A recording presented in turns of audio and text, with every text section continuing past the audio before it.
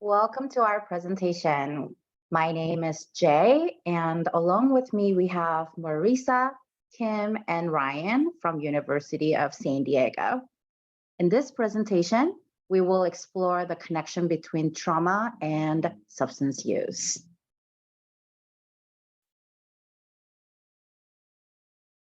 First, we go over what trauma means and how the trauma experience affects people in different ways.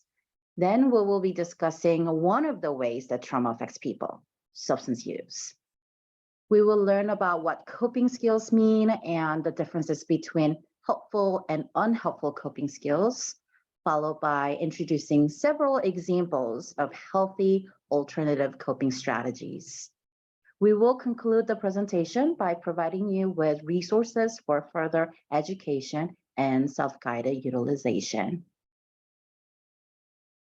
Before we begin, we would like to pause for a moment and remind you that taking care of yourself is one of the most important aspects of healing and recovery. As some of the topics we'll be discussing may bring up a range of difficult emotions, we encourage you to breathe, refresh, and continue engaging in this presentation at your own pace. Okay, so first we're going to start talking a little bit about trauma. So, what is trauma? Now, trauma is the emotional response to a deeply disturbing event that overwhelms an individual's ability to manage stress. Now, this can often lead to feelings of hopelessness, really diminishes the sense of self and the ability to feel a full range of emotions and experiences. So, trauma is defined as the exposure to actual or threatened death, serious injury, or sexual violence in one or more of the following ways: either directly experiencing the traumatic event, witnessing in person the event or events as it occurred to others, learning that the traumatic event occurred to a close family member or close friend. However, actual or threatened death must be violent or accidental. Experiencing repeated or extreme exposure to aversive details of the traumatic event or traumatic events. That'd be like vocational, like a first responder, and not by like mass media. So this next slide, we'll talk about and mention some terminology related to human trafficking. And if anything becomes distressing, please feel free to take a pause, take a break, or even skip through this portion.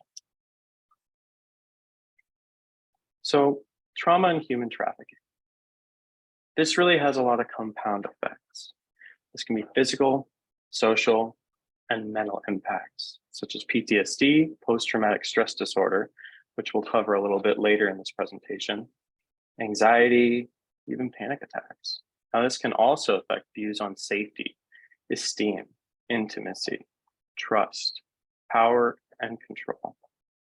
And it's a multi-layered effect that it has on us. These psychological impacts of captivity, fear of reprisal, and even brainwashing.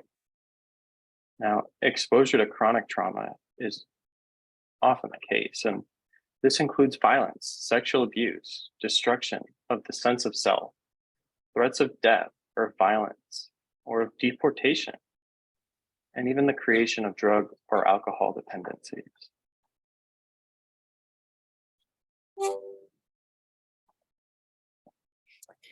Now that we've reviewed what trauma is, we're going to cover the topic of trauma responses.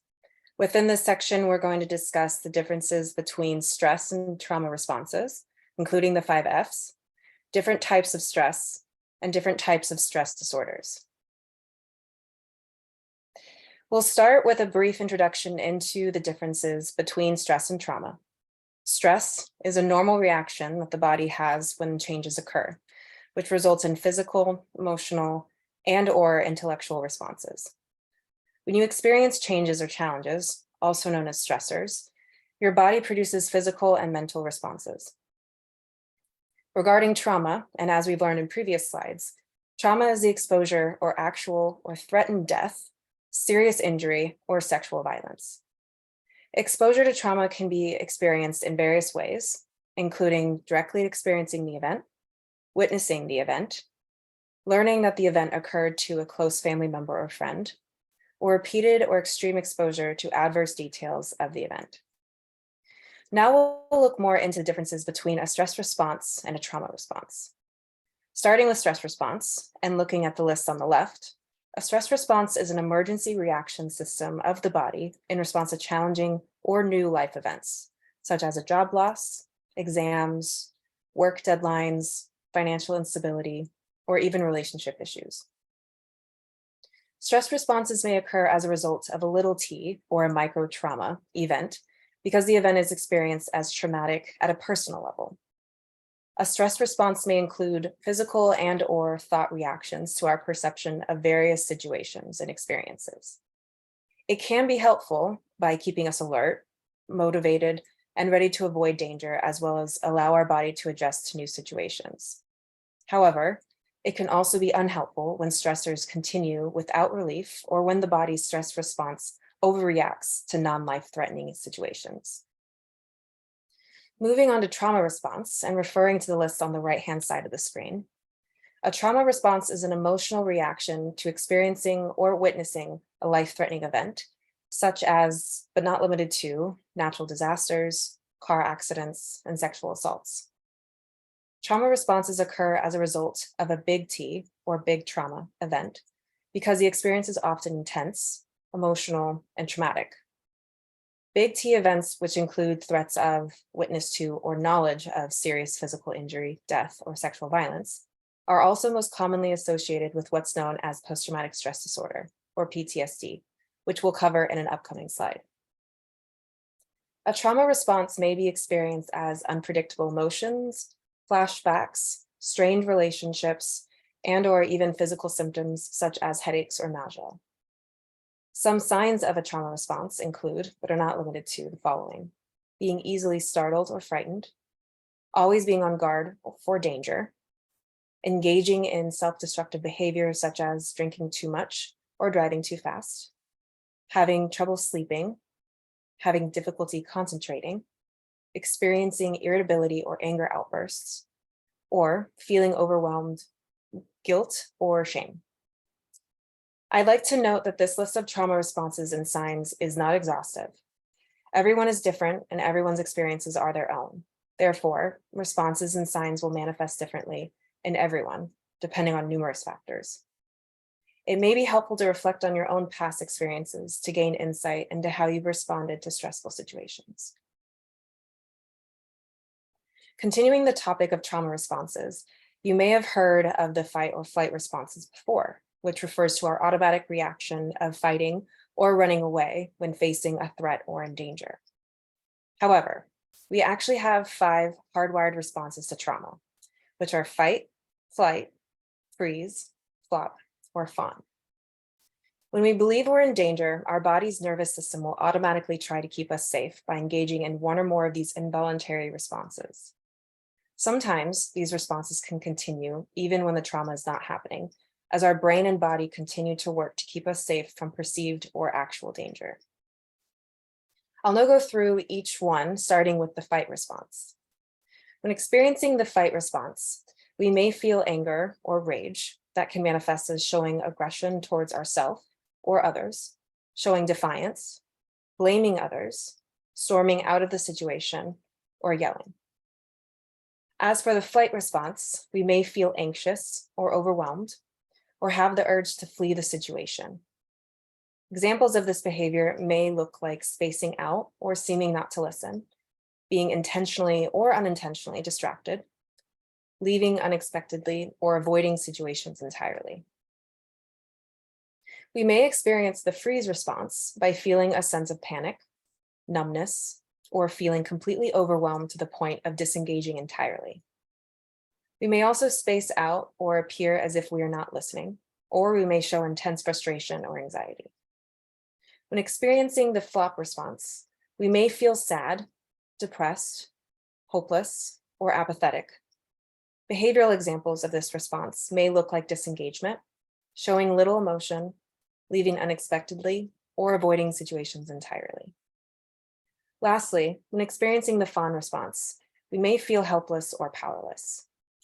It's characterized by engaging in people-pleasing or pacifying behaviors, equating to prioritizing people above all else by doing whatever they want to diffuse conflict. Outwardly, this may look like we are not taking responsibility or as if we are relying on others to help solve our problems. I'd like to point out that the fawn response is a self-protective behavior that can be very common defense among sex trafficking survivors when there's an inability to fight back or flee. Due to the situation, this type of response often puts the needs and desires of the perpetrators before the victims as a survival tactic. With regard to the 5 Fs, it's important to point out that we all react to trauma in different ways, experiencing a wide range of physical and emotional reactions. Additionally, we may not always rely on the same responses when we encounter danger. Depending on the situation, we may find ourselves engaging in different responses, or even a combination or hybrid of 2 responses, such as fight and fawn or flight and freeze. Furthermore, it's imperative to know that we don't get to choose which response we engage in during a threat or dangerous situation, nor is one better than the other. We engage in these responses involuntarily because we're trying to protect ourselves. Next, we're going to talk about different types of stress we may experience, starting with acute stress. This type of stress is an intense reaction that one may experience shortly after a traumatic event. This response may last up to 1 month and include negative thoughts about recent or upcoming events. Acute stress is often thought-induced, which means that the way someone thinks or what they think can cause them stress. Next is episodic acute stress, which is when a person frequently experiences acute stress or triggers of stress, which can look like frequent overarousal or extended hyperarousal of stress. If we have episodic acute stress, we may feel as if we are always under pressure or that things are always going wrong. This can feel exhausting, both physically and mentally. Lastly, chronic stress is a consistent sense of feeling pressured and overwhelmed over a long period of time. Causes of chronic stress could include poverty, a dysfunctional marriage or family, or a deeply dissatisfying job. In today's hectic society, there are many possible sources that could lead to chronic stress, which as a result can drain our psychological resources and take a toll on our mental health and overall well-being. The last section on the topic of trauma responses is discussing different types of stress disorders that may develop due to a single experience or repeated exposure to stress and/or trauma. I'll start with acute stress disorder, also known as ASD, which is a mental health problem that can occur in the first month after a traumatic event.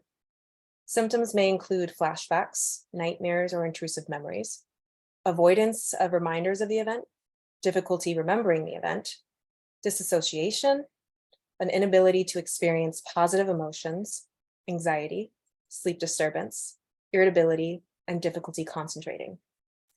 Physical symptoms may also be experienced, such as a racing heart, nausea, and difficulty breathing.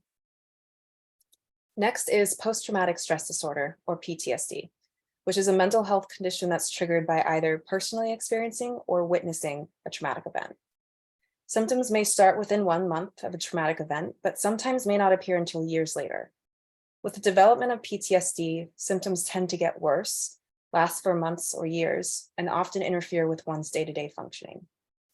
These symptoms are often grouped into 4 different types. The first being intrusive memories, which consists of recurrent, unwanted, distressing memories of the traumatic event, reliving the traumatic event as if it were happening again, also known as flashbacks, upsetting dreams or nightmares about the traumatic event, or severe emotional distress or physical reactions to something that reminds you of the event. The second is avoidance, which consists of trying to avoid thinking or talking about the traumatic event or avoiding places, activities, or people that remind you of the event. The third is negative changes in thinking and mood, which include negative thoughts about yourself, others, or the world, hopelessness about the future, experiencing memory problems, including not remembering important aspects of the traumatic event, difficulty maintaining close relationships, feeling detached from family and friends, lack of interest in activities you once enjoyed, difficulty experiencing positive emotions, or feeling emotionally numb. The fourth and final group is changes in physical and emotional reactions, which includes being easily startled or frightened, always being on guard for danger, engaging in self-destructive behaviors, such as drinking too much or driving recklessly, having trouble sleeping, having difficulty concentrating, experiencing irritability, or feeling overwhelming guilt or shame. Last on this list is complex post-traumatic stress disorder, or CPTSD, which is not officially recognized as a stress disorder. CPTSD can develop when an individual is exposed to a series of traumatic events that take place over a long period of time, such as months or years. When experiencing a traumatic event, the limbic system in the brain, which involves our behavioral and emotional responses, activates to shut down all non-essential systems, such as rest, digestion, and sleep. And it floods the body with stress hormones such as cortisol, so you can prepare for the actual perceived threat. Once the threat passes, the non-essential systems reactivate to calm your body from the flood of stress hormones. However, for people with CPTSD, the limbic system remains engaged most of the time to try and stay safe in the face of ongoing adversity. It's an experience of constantly being in survival mode or on edge, which results in a new normal for the brain and body. Because the nervous system is in survival mode for long periods of time, the constant flood of stress hormones can affect an individual's thoughts, actions, mood, behavior, and relationships. Even though research is limited on the topic of human trafficking victims, we do know that many survivors suffer from high levels of PTSD and CPTSD. Furthermore, individuals who have any of these stress disorders may be more prone to developing substance use disorders, which we'll cover in upcoming slides. Please note, if you feel like any of the aforementioned signs or symptoms are relevant to you, please seek a mental health professional.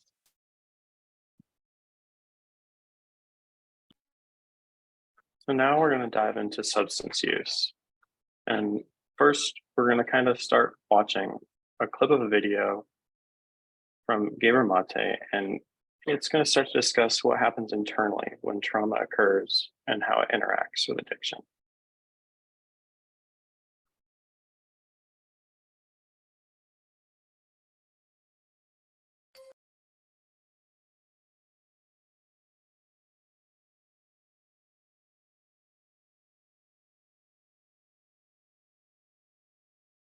And for that, we have to understand what trauma is.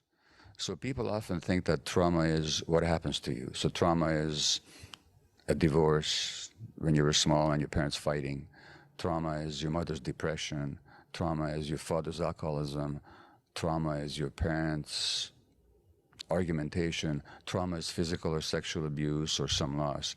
Those aren't the traumas. Those are traumatic. But the trauma is not what happens to you. The trauma is what happens inside you. And as a result of these traumatic events, what happens inside you is you get disconnected from your emotions, and you're disconnected from your body, and you have difficulty being in the present moment, and you develop a negative view of your world, and a negative view of yourself, and a defensive view of other people.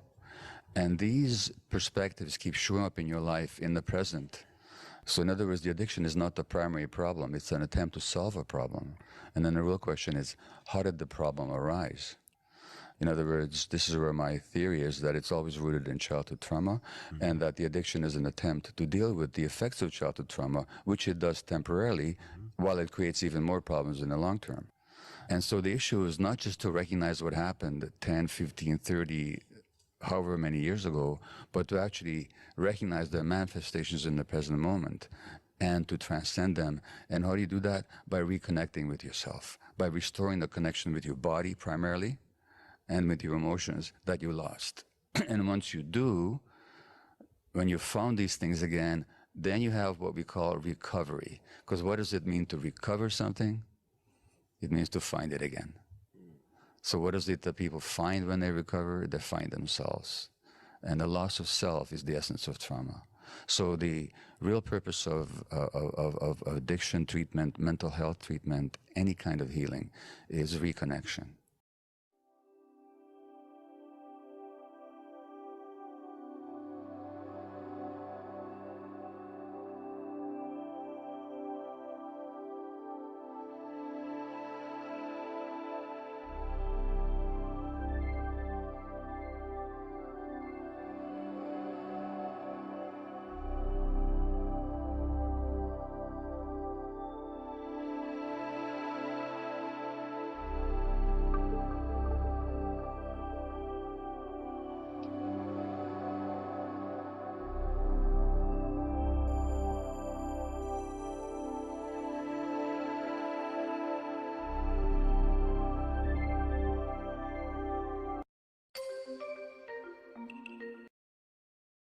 So within that clip, we saw how trauma interacts with addiction and how recovery and reconnection are crucial pieces to moving through both trauma and addiction. Now, since we've already touched a bit on trauma, let's dive a little further into substance use and addiction. So when we speak of substances, a substance can refer to any illegal, legal, or over-the-counter prescription drugs.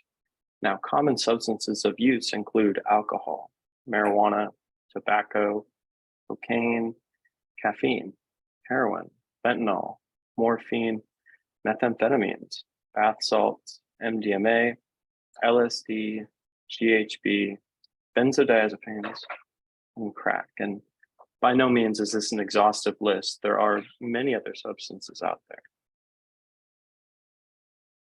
So now we're going to dive into substance use, substance abuse, and addiction. So we'll start with a little bit of statistics. So from 2021, 16.5% of the total US population, 12 and older, had a substance use disorder.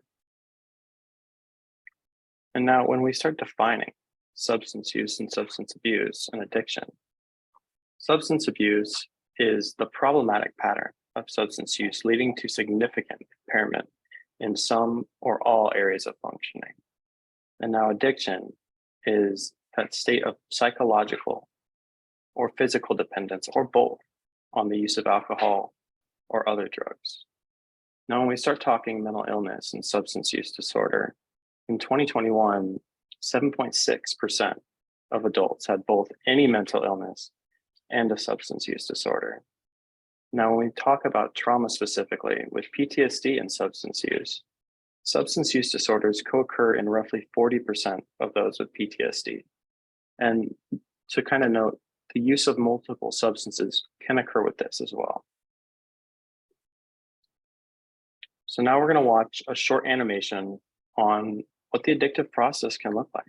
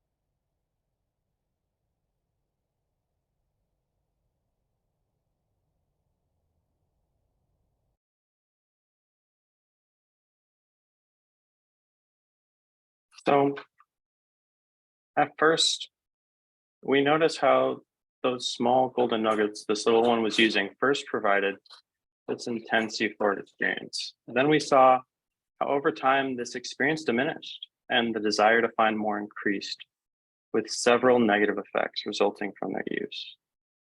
And then we noted as the animation ended, saw how these negative effects eventually impacted every aspect of this little one. This is essentially how the addiction process affects us. And so let's start talking the link between trauma and substance use. So now there's many reasons for use: to access positive memories or feelings, to escape or to numb, to get through the day, compensating for the pain, as a form of slow suicide, to self-medicate as a way to feel better.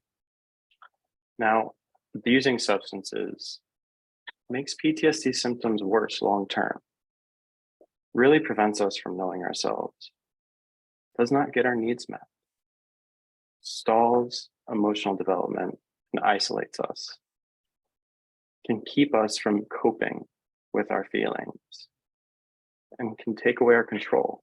It may produce shame and ultimately damages our health. And in no means is this list exhaustive. There are many other effects that you may experience from using substances.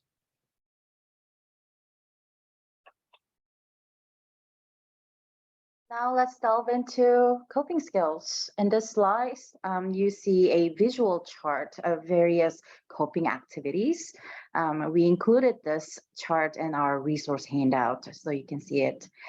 When we experience difficult and stressful situations, like we talked about, like different trauma reminders, but not only that, stresses from job, school, or dealing with difficult people, our mental and emotional energy is so drained. And that's when we use different activities like these examples to shift our mental, emotional, and physical space and to fill up the energy. When we use these activities to cope, it is important to be mindful the way that we're coping and why we're coping, which we'll be discussing in the next slide. One of the most common ways that people deal with stress is actually simply to avoid the source of stress. As we discussed earlier, trauma memories and reminders can bring up overwhelming amount of mental, emotional, and physical stress and pain. Therefore, whether it's intentional or not, people with trauma experience tend to deal with their trauma by avoiding any trauma-related thoughts, feelings, and memories. When using drugs or alcohol, it can help people not to think about their trauma. It can numb the emotional pain, and it distracts us from all these activating thoughts and memories. It gives us feeling like it's a good relief, almost like a sense of freedom from the trauma. While using substance may provide the short-term relief, the problem is that the short-term relief do not last. Not only it delays the potential healing process, but also it worsens the negative emotions such as anxiety, depression, anger, shame, and guilt. When using drugs or alcohol to cope with our trauma or to escape from trauma, people often end up realizing that these coping strategies itself may get in the way of truly be free from the trauma. It's because coping strategies are helpful when they support your healing and recovery, and they're not helpful when they become the obstacles of healing, when they pull you away from connecting with people that matters to you, or when they get in the way of living your life the way that you want and the way that you deserve. In the next slide, we will look at the differences between helpful coping skills and unhelpful coping skills. The biggest difference is that helpful coping skills strategies support the healing process, and they help you to experience all the aspects of life that includes happiness and sadness, pleasure and pain. While Unhelpful coping skills usually blocks the healing process because it only focuses on numbing, escaping, and avoiding certain aspects of life, such as stress and pain. They become highly focused on only experience of those positive emotions, chasing after those positive emotions. Let's have an example of distraction skill, how it can be both or either helpful or unhelpful. Distraction skills can function as either helpful or not helpful, depending on how you're using them and why you're using them. Even if you're using the same activity, like listening to music, exercising, or taking a nap, it can be helpful if you are structuring those activity with time limits and clear intention of re-engaging with whatever that you were taking a break from. But if you're using those activities for an extensive amount of time, because it's your urge to numb or escape from the stressful situation, you may find it is not as actually helpful. We know if the coping skill is helpful if they align with your values and what kind of person that you want to be. Healthy coping skills usually draw your support system, support people with you, and that you get closer connection with those people that care about you and your well-being. If the coping skill is pulling you away from your support system, it may not be a helpful coping skill. Healthy coping skills can also help your body to be stronger and more stable. They support your natural immune system and hormonal cycles. When we're thinking about the substance use as a coping skill, it makes sense because it is usually people consider it as unhelpful or harmful because when we're using it, it usually damages our body. It controls our body system against our body natural ability to operate and heal. You know your coping skill is helpful and healthy when it charges up your energy and you feel refreshed, versus when the coping skills are not helpful, you usually get tired afterwards. You feel more drained. And lastly, when you engage in a helpful coping activities, you feel proud, you feel good about yourself, and you feel useful and competent. Whereas unhelpful coping skills usually leave you feeling regretful, guilty, and ashamed. In the next part of the presentation, we'll be introducing different coping strategies and explore different ways that you can use alternative to substance use. As Jay said, I'm going to be talking about alternative coping strategies. And so to start, I want to talk about urge surfing. And urge surfing is a technique for managing one's own maladaptive behaviors. Rather than giving into an urge, a person learns to ride it out like a surfer riding a wave. And the key to urge surfing is stepping back and not reacting, noticing the urge moment by moment, just like a wave, watching it evolve and shift over time. And as you continue to do this, you can learn over time to accept the urges, cravings, and preoccupations without reacting to them or acting on them. And over time, your brain will learn that it is possible to experience an urge without acting on it. And so as you do this, imagine yourself on a surfboard riding the waves, and keep this image in your mind to help you remember that urges don't last forever. And with that, I want to remind us that when we are triggered and we do get an urge, is it important to know that things we can do to pass the time instead of involving ourselves in maladaptive behaviors like substance use. So some of the things that we can do will be support and communication. Don't be afraid to ask for help when needed. Healthy communication can be a great outlet for releasing stress. It is super important to have a support group of peers, therapists, family members, friends, and/or sponsors or mentors to lean on and talk to on a regular basis.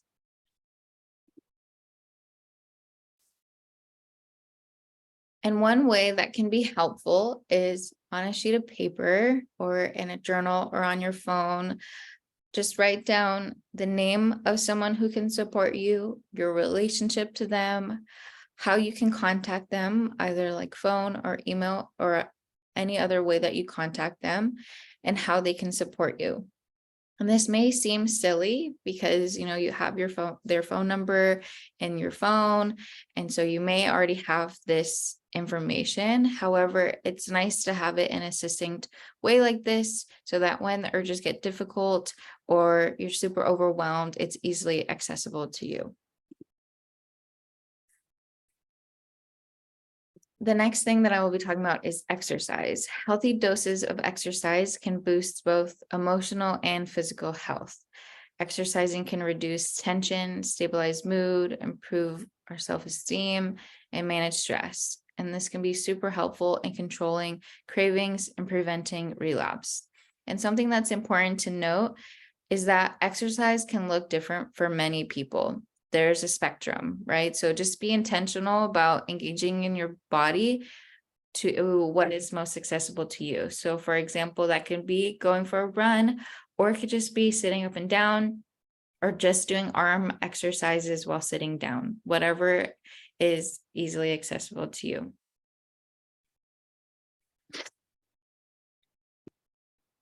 The next thing is mindfulness meditation. By learning how the mind, body, and spirit are connected through breathing exercises and meditative techniques, these connections can be strengthened and help to form healthy ways to manage stress and tension. And in the resource guide that we have provided for you, there's a link to a video of a guided meditation through YouTube that can be super helpful, as you just play the 10-minute video and you can just participate in it throughout your day.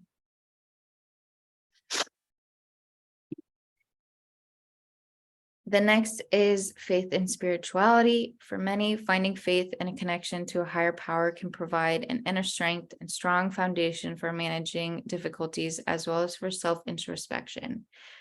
And an example of this is 12-step programs, which offer support from others and teaches faith-based tools for managing cravings. And we have a list of different 12-step programs, either online and in person in San Diego. And I also want to note that faith and spirituality can be whatever is the most helpful for you. It doesn't necessarily need to be an organized religion. It can just be whatever faith and spirituality looks like for you. The next is creative expression. Creative outlets can provide a way to express oneself in a healthy manner. Some examples of this can include dance, painting, sculpting, drawing, playing a musical instrument, and journaling. And also in our resource guide, we have linked some San Diego-based music and art therapy resources for you. And on the topic of creative expression, part of that can be journaling. And journaling can be a great way to express difficult feelings, celebrate daily progress, or maintain personal accountability. And some examples of journaling, if you either want to pause the video and participate in the journaling now, or you can always come back to this video and use these journaling examples whenever you are available to. So some examples are, where do you feel most at peace, and what can you do to bring that sense of peace into your daily life? Another one is, what do you want to accomplish tomorrow? Write a letter to yourself, dear past me, dear present me, dear future me. And then also you can write, what are you grateful for in your own life? And for 10 minutes, just write down as many things as you can. And journaling can look like either writing in a notebook or a piece of paper or an actual journal, or even journaling in your phone if that's more accessible to you. And I also want to note that journaling doesn't necessarily need to be writing. It can also be creating a music playlist or another form of art like painting or collaging.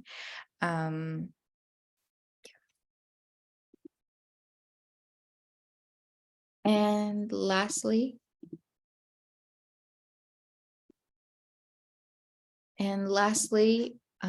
another way is to give back to your community, or putting energy into a positive outlet in general can be a helpful way of reversing and channeling negative emotions into helping others. Next, we will be talking about our resource guide.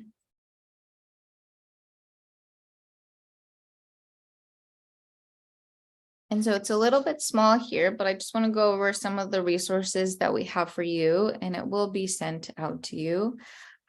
So for psychoeducation, we have SAMHSA, or the Substance Use and Mental Health Services Administration, the Human Trafficking Hotline, the LGBTQIA Recovery Resources, Smart Recovery, and the Polaris Project, which has resources for trafficking survivors.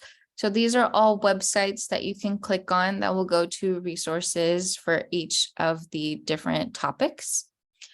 Next, for media, we have different books that you can read. There is Complex PTSD from Surviving to Thriving by Pete Walker, that also talks about the fawning trauma response that Kim had mentioned. We also have What My Bones Know, which the author, Stephanie Fu, talks about her story of her childhood trauma and her journey through healing. We also have Permission to Come Home by Jenny T. Wang, that empowers Asian Americans to reclaim their mental health. We also have The Pain We Carry, Healing from Complex PTSD for People of Color by Natalie Gutierrez. And that is a book for the BIPOC community who has experienced repeated trauma, and you'll learn ways to feel safe within your body, build self-compassion and resilience, and connect with your sense of self and your ancestral wisdom. And then we also linked the videos, the full podcast from Gabor Mate from the video that we had earlier in the presentation. We also have a TED Talk about how childhood trauma affects health across a lifetime by Dr. Nadine Burke-Harris, and that talks about ACEs, or adverse childhood experiences, and how that can affect our physical health. And then, as I said, we also have the 10-minute mindfulness meditation video that guides you through a meditation. Next, we have our San Diego community resources. We have San Diego Young People in Recovery, which has a lot of resources for young people in recovery from addiction. And the San Diego chapter has free, fun, sober events, for example, surfing, hiking, movie nights, yoga. And they also have all recovery meetings, which are an alternative to 12-step meetings. Then we have the Buddhist Recovery Group, which integrates Buddhist teachings and practices into recovery. And they offer both in-person and online meetings. Next, we have the Expressive Arts, which is a community-based expressive arts, for example, music, arts, movement, writing, events, and activities. And it is facilitated by a trauma-informed licensed clinician. Additionally, we have Resounding Joy, which is a community-based therapeutic music activities and clinical music therapy sessions. And that is also facilitated by a trauma-informed board-certified music therapist. And they also have in-person and virtual meetings. Then we have Generate Hope, which is community-style housing for adult women sex trafficking survivors in San Diego, which has a 5-phase program that includes healing, trauma treatment, and building life skills. And lastly, we have Girls Inc. advocates for safety and well-being of girls and also has a mentorship program. And then lastly, for the free support groups, we have a list of various different 12-step groups or anonymous groups like Alcoholics Anonymous, Narcotics Anonymous, Crystal Meth Anonymous, and there are groups available either via Zoom or in person in San Diego. Next, we have Wellbriety, which is for those who are Native American, because they use Native culture to heal from the effects of genocide and intergenerational trauma resulting from the boarding school era. Next, we have Smart Recovery, which, as we said before, has resources in psychoeducation about substance use, but they also do have Zoom and in-person meetings in San Diego. And they're a little bit different from the 12-step groups because they incorporate more skills in terms of recovery. We also have Women for Sobriety, which is a peer support program tailored specifically for women overcoming substance use disorder. And then lastly, we have Hope for Recovery, which is an online organization. All the groups are online for trauma survivors who have experienced domestic violence, sexual assault, trafficking. And so they're just weekly support groups for any survivors of trauma. And next we have our references that we used for this presentation. And I want to say thank you so much for watching this presentation, and please use either this QR code or the link below to fill out the evaluation link. Thank you.